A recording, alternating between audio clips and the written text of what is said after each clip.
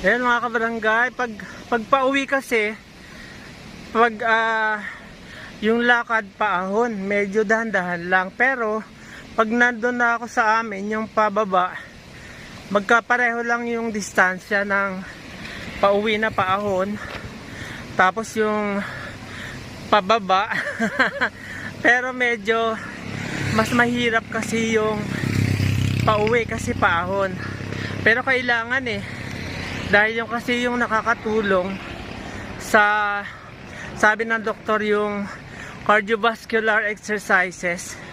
Kaya nga laging normal yung blood pressure kasi kahit medyo mahirap, pero kailangan gawin.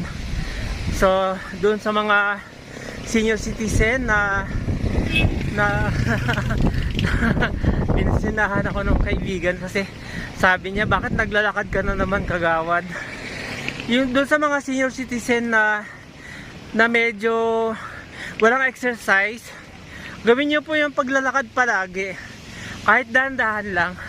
Mabisa po siya at talagang nakatutulong po yan sa atin. God bless everyone!